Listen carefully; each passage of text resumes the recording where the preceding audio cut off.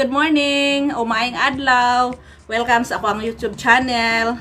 Para sa mga baguhan o wala pa ka-subscribe sa ako ang channel, please subscribe kung pwede.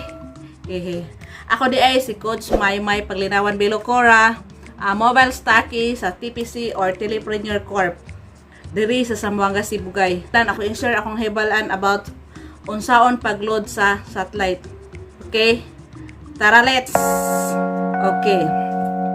Una, adto ka sa messages or dayon adto ka sa write message. Dayon pag humani mo og type nimo ang number nimo space SAT199. Madagli mo ni mga code sa satellite. Depende nimo pila imong i-load.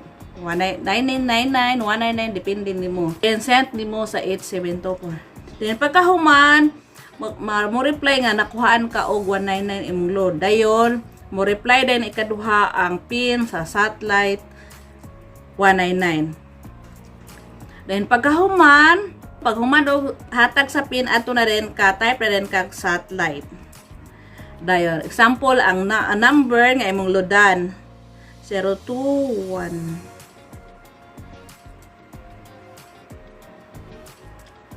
Dayon kini nga number sa satellite kuan ni siya ug imuhaning i-send dayon sa 5353 dili ni siya mo load ka ang reply sa imuha satellite account number is invalid.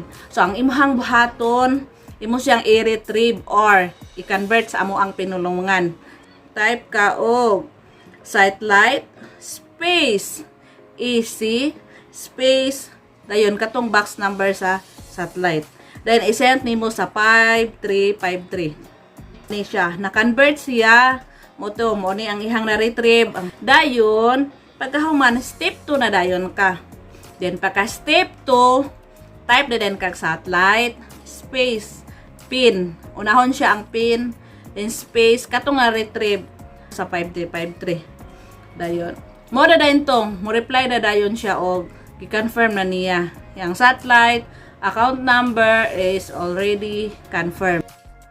Og take note, kinahanglan na amoy regular load ang inyong SIM para makasend mo sa 5353 og sa step 2 para sa satellite. Maora to guys, og bye!